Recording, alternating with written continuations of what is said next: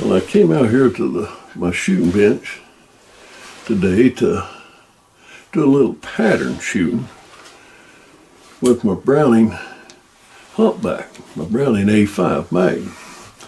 I'm going to shoot just a few shots with number 4 buck.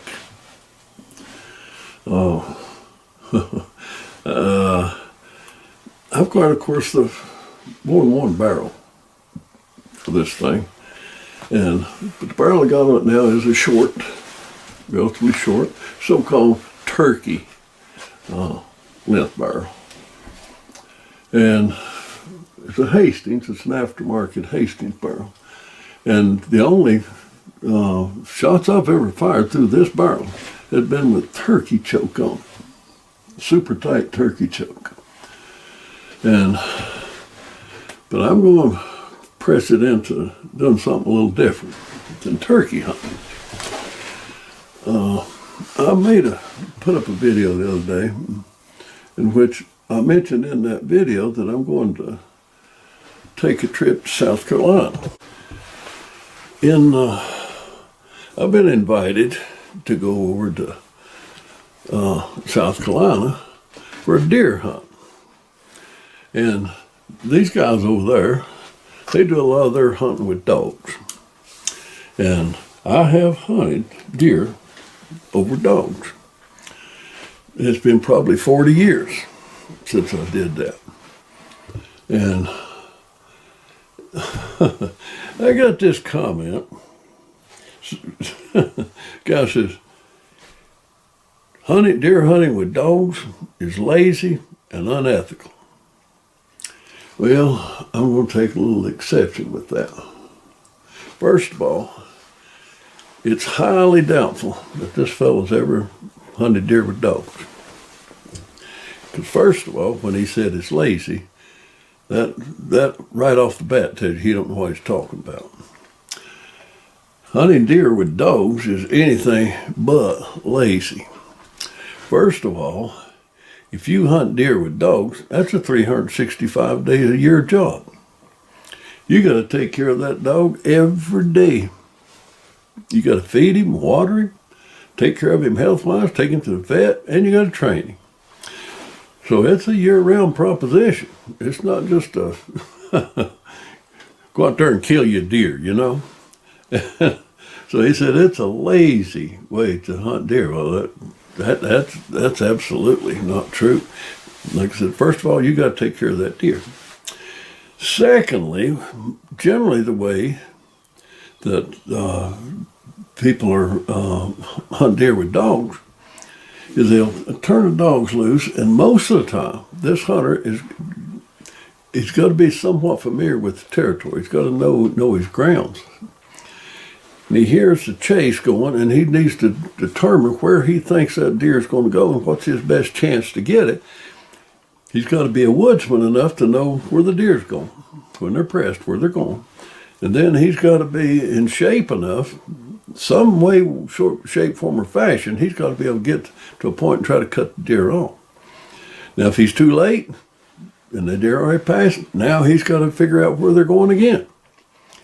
And when I was a young man stationed in Arkansas, there was an older fellow up in the mountains, and he had a little pack of beagles, and we'd go out there and hunt with him once in a while. And typically, you'd hear the chase, and you jump in your vehicle, and you run around, and you're trying to figure out where they're going, and they're too late.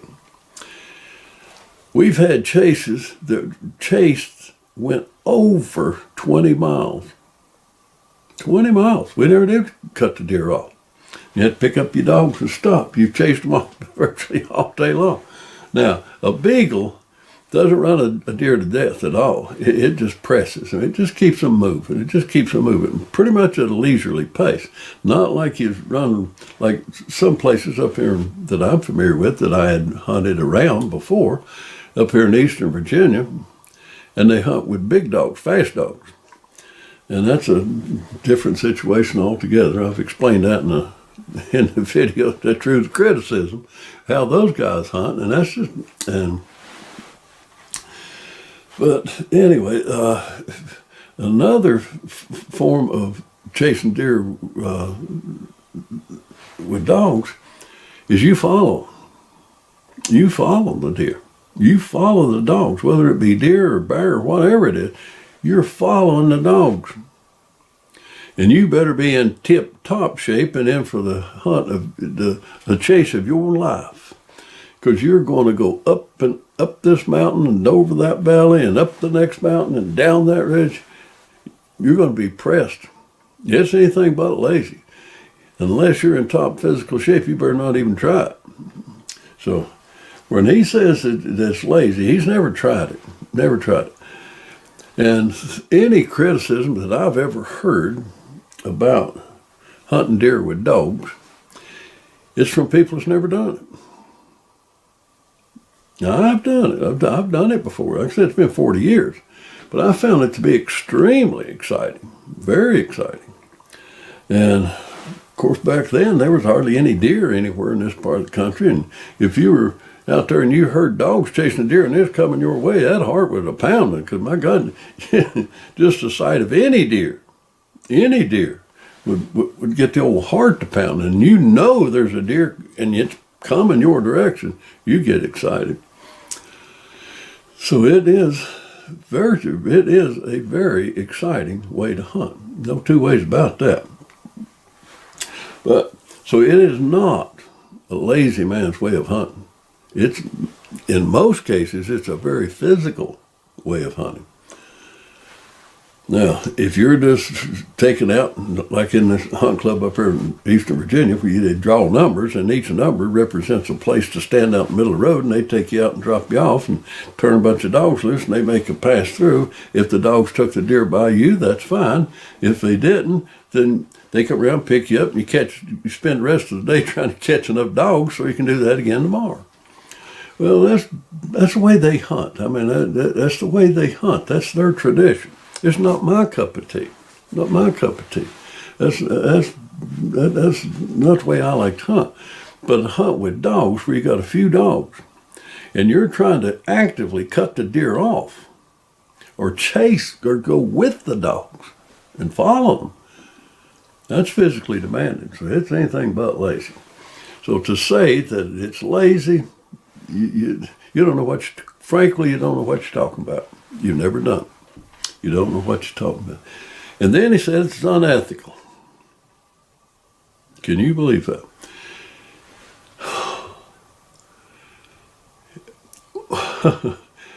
Do you think that when you killed a deer, that you think that deer gives two hoots in hell about your ethics? No. He don't care if you killed him ethically or unethically in your eyes. So what's ethical to one person may be unethical to another. But when you set up and you make a statement that you hunt with dogs, you're unethical, that's your opinion. That's your opinion. First of all, you probably never tried hunting with dogs. And secondly, you're setting yourself up as a moral judgment. You're giving yourself the high ground, the moral high ground, which is what most left-wing liberals do. You know, they take the high ground and they feel that they're so superior to you commoners that they can make all these decisions for you. You know, that you don't know what's right, so they're going to do it for you, you know, because you're just too ignorant to know what's going on. So they assume the moral high ground to dictate to you what you can and can't do. So when you say that it's unethical, you have decided it's unethical. You've decided it. The guy who's doing it and enjoying it, he certainly don't consider it to be unethical. He considers it to be great sport. You may decide it's unethical. Who gave you the right to pass judgment on the other hunter? Nobody did. You gave it to yourself. Nobody else gave you that right. So when you set up there and you pass moral judgment on somebody, you're setting yourself up as a moral police, the moral judge. And you ain't got a leg to stand on. Who gave you that right other than yourself? You did. You assumed the superior moral position over somebody else, and you trying to dictate to them what they should do. And in the name of moral, it's unethical. It's unethical. The deer that gets killed, whether he's killed by somebody that's chased him with dogs, or the way you went out, or you go out here, that like most hunters do today, a huge percentage of hunters do today, they go out and they plant food plots. Then they set up an ambush point, a tree stand, blinds by it and everything. And they bring that deer in, they bait that deer in and shoot it from a concealed position, but that's ethical. That's ethical, you know. It's ethical because that's what they allow. That's it. Now, there are laws passed by game and fish commissions that forbid this, that, or the other type of hunting. And dogs is real easy because people that really don't know what they're talking about assume that you're taking some sort of an advantage, but you're really not. If anything, hunting with dogs can be a low percentage of success. It really can be.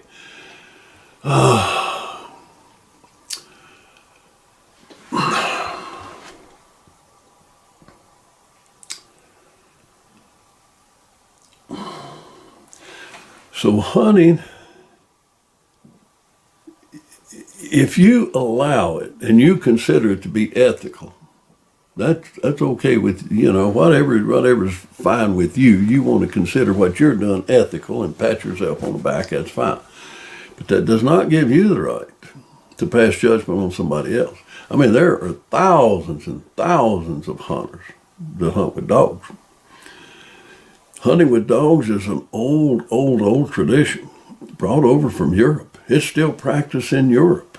It was practiced in the colonial days. It's a time-honored, traditional way of hunting, whether you like it or consider it to be moral or ethical or not.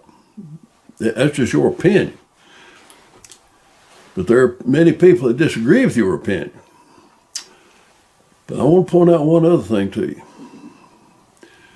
There are more non-hunters than there are hunters, by a long shot. And the vast majority of those non-hunters consider all hunting to be unethical. Try that on for size.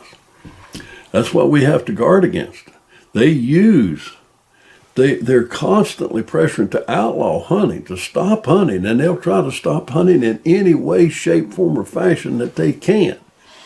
And they go out there and convince a lot of people that if you're hunting with dogs, oh my gosh, that's just,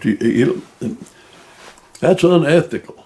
And so if they can push this idea of something's unethical and get enough people behind it, then they can get it outlawed.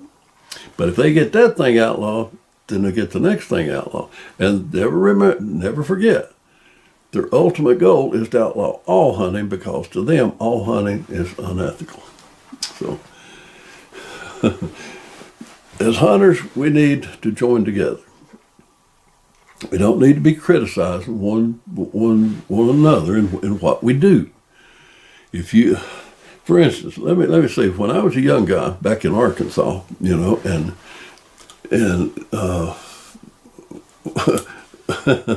was really into hunting, and the people there, I mean, hunting with dogs, that's just what they did, you know.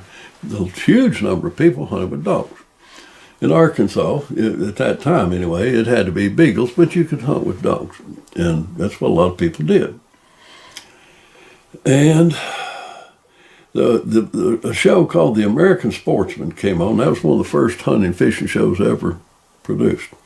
And Fess Parker, who played Daniel Boone and Davy Crockett in a lot of these movies, you know, Walt Disney produced movies and movies. Fess Parker was Davy Crockett and Fess Parker was Daniel Boone, you know. But he goes to an Alaskan coastal bear hunting. You know, he's hunting the big brown bears. And they finally find a bear that they want to take, that God wants him to take. And so the bear's down in the creek feeding on salmon. And Fess Parker and a cameraman sneak down the bank to the edge of that creek. They're about 12 yards from this huge coastal grizzly. And when the cameraman and everybody decided everything's okay, Fess Parker stood up and he took 2 or 3 quick steps right down into that creek. And that bear stood up, turned around, and faced him at about 12 yards. Fess Parker threw his rifle up, he shot, and he dropped the bear. Perfect shot, he dropped the bear.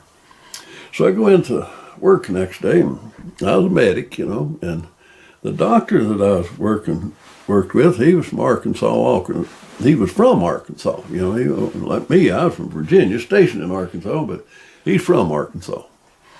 So he come in, he said, "Did you see that? Did you see that?" I said, "They call that hunting. They call that sport." He said, that's just not ethical. And I said, "What? What are you talking about?" The man stood, nothing between him and that bear, but about 12 yards of air, face to face. He shot the bear, a bear that could have killed him. He shot that bear. And you say that's not sport. But you go out here, and you've got you a elevated stand. Back then you didn't have many so-called bought tree stands. You had to build your own. So he had him a sheet of plywood up in the tree. I said, "You go up there and you got you a sheet of plywood nailed up in the tree, and you go out there at night with a spotlight over salt and corn with a shotgun, and you shoot deer, and you call that sport?"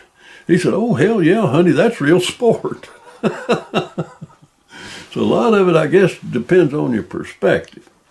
But to him, that's what he done. That was real sport. But to face down a coastal grizzly at 12 yards, that wasn't sport at all. So, but anyway, we've all got our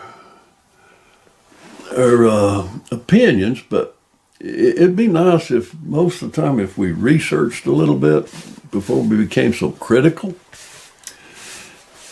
I can assure you that hunting with dogs is not a slam dunk thing by a long shot. But one big advantage that dog hunters have over people that don't hunt with dogs, if you shoot that deer, you're going to recover it.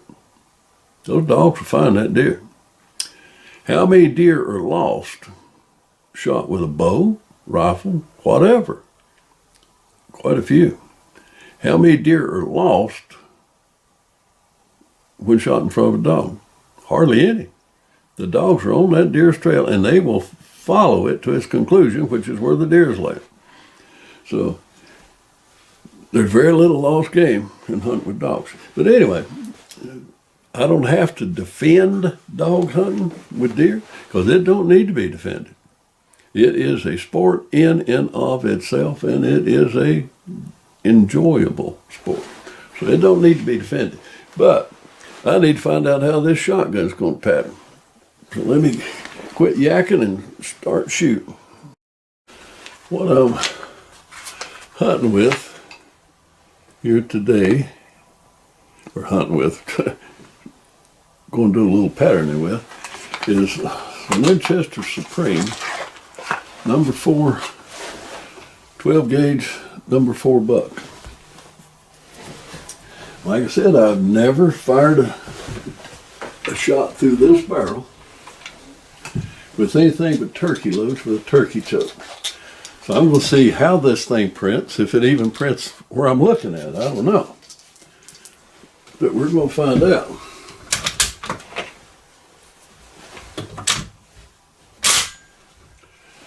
We're going to find out. And I will say this. There are things a whole lot more pleasant to do than shoot a 3-inch 12 gauge Magnum off a bench.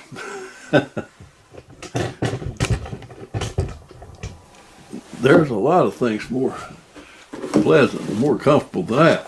This thing can have a tendency to jar the fillings loose in your teeth. So let's just see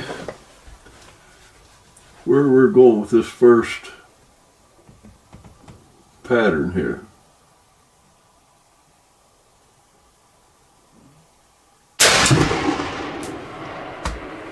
Wow, like I said, it'll jar your fillings loose.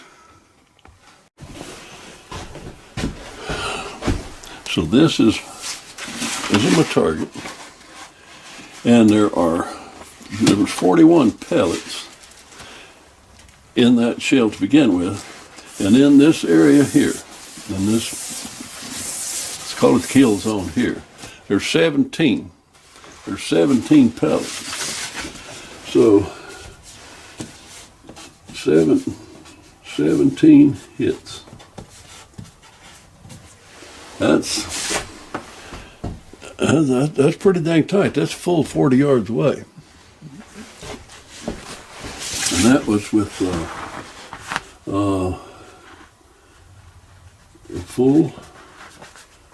that's a full chuck. And the Hastings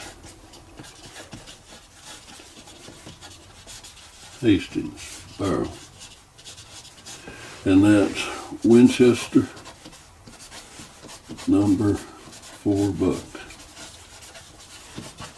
17 hits. I'm holding the top of my bead was right here, and there was more pellets lower. It tends to be shooting a little bit low. So with the top of my pellet, it meant my bead was here. So if I'd held my bead up in here, there'd be a whole lot more hits. So it's pretty much shooting just a touch low.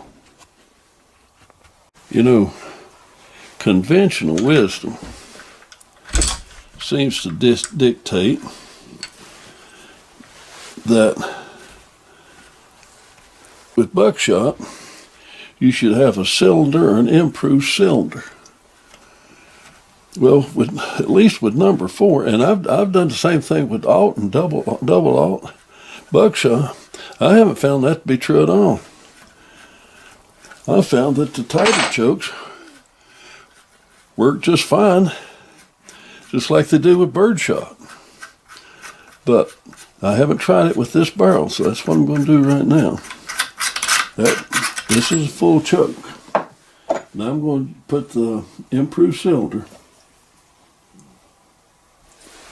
and try it with the improved cylinder just to see what the difference is. Well, I've got the improved cylinder in there now. And let's try let's try one more shot here.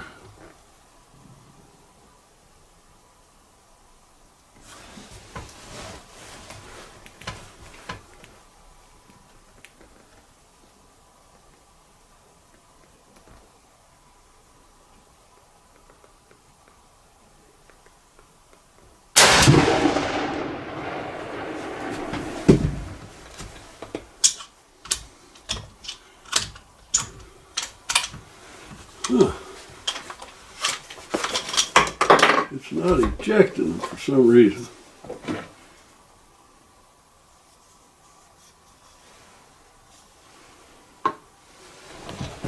Now what is going on there, I don't know.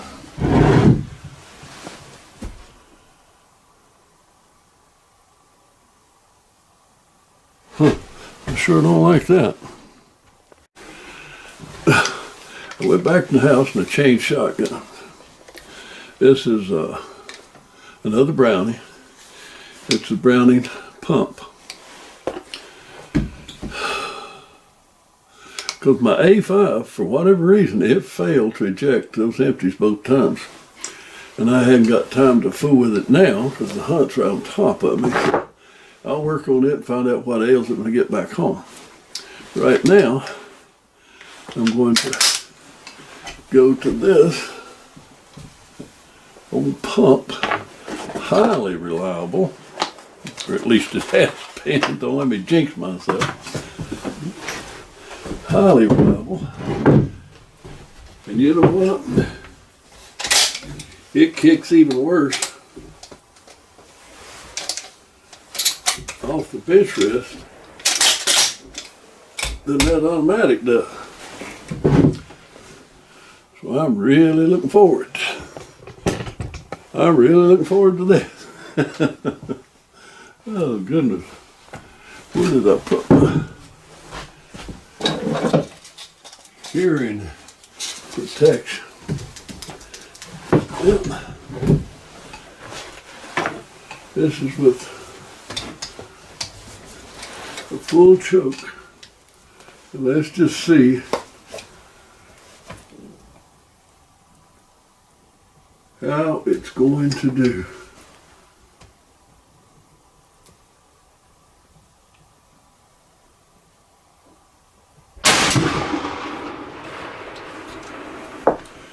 One thing it do kick. Let me go get the target. See what it looks like. Well, this thing, the pump, this is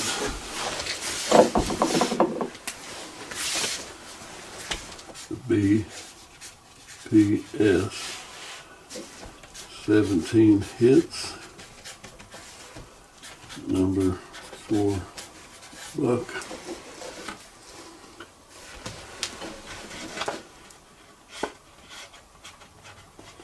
A5. The A5 and the pump with full choke, both of them took 17 hits in this area, which would be comparable to a deer wise. 17 out of 41 at 40 yards. That's pretty good. I can handle that. I can live with that, that's for sure. We'll stop it right there. That's plenty good enough. And not only do I have a limited supply of buckshot here, I don't think my shoulder needs any more of that, to tell you the truth. Heck, it's fine shooting a game, but boy, shooting off a bench. 12 gauge 3-inch Magnum do kick. A nice lightweight shotgun. I mean, this is a lightweight gun. It'll kick the poop out of you. So, I'm ready for my South Carolina deer hunt that personally I'm really looking forward to.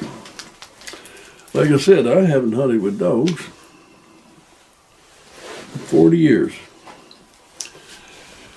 And all I can say is if you ain't tried it, don't knock it. Because if you ain't tried it, you don't know what you're talking about. Simple as that. You're just theorizing something. You're certainly not speaking from experience. Now, another thing that what seems to be so acceptable today, if you look around, you look on hunting shows or anything else on YouTube, by far the most popular way to deer hunt is over food plot from a tree stand or a blind. By far. And that seems to be perfectly acceptable. You know, I mean, there's people sitting up there, and any way you want to put it, that's baiting.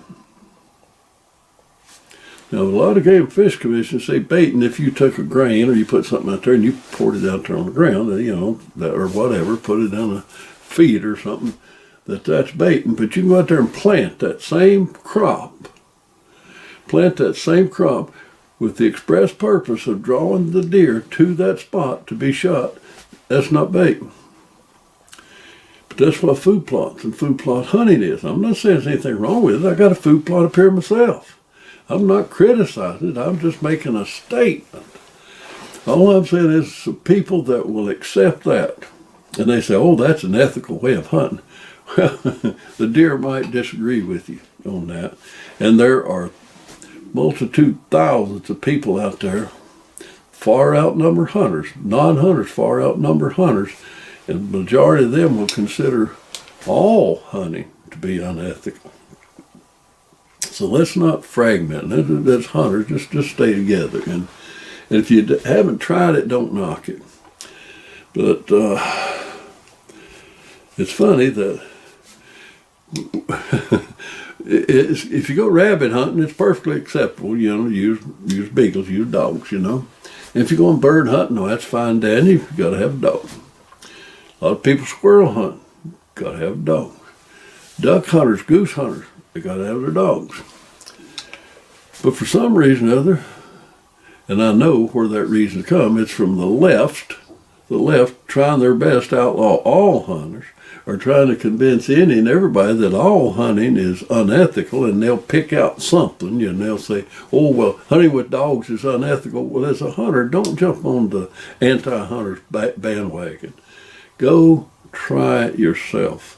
You'll find out that it's very exciting and probably nowhere near overall as productive as hunting over a food plot. Nowhere near as productive. But it is a lot of fun. So if you hadn't tried it, don't knock something you hadn't tried, because all you're doing is you're not speaking from experience. You just got an opinion that was probably helped to be developed by the non-hunting, anti-hunting public. So, anyway, hunting with dogs don't have to be defended. It's a perfectly legit, perfectly traditional, from harkening way back to colonial days and pre-colonial days. It is a way to hunt. It's all it is. It's just a way to hunt. It's an enjoyable way to hunt. But it is no more productive than any other way, and probably not nearly, as I said, nearly as productive as baiting them in over a food plot. So I'm about ready to go pack these up and get ready to go to my hunt to South Carolina. And you know what I'm not going to do while I'm down there? I'm not going to let anybody's opinion of whether what I'm doing is ethical or not enter my mind. Because to me, it's perfectly ethical. And that's all that really matters. So if you allow shooting over a food plot to be ethical, that's fine. I got no problem with that. Whatever you want to do, as long as it's legal, is fine with me.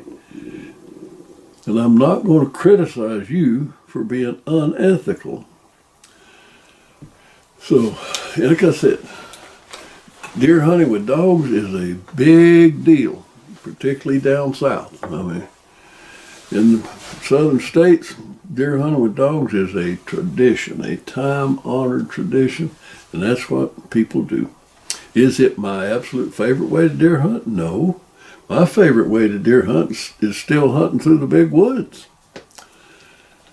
And second is hunting out here in McQuigley. Now that's comfort. Now I like that. And I get criticized for that too. The guy once, he told me, he said, "You're not hunting, you're sitting in a shooting house." Well, for heaven's sake, can you imagine my surprise when I found out that I wasn't hunting?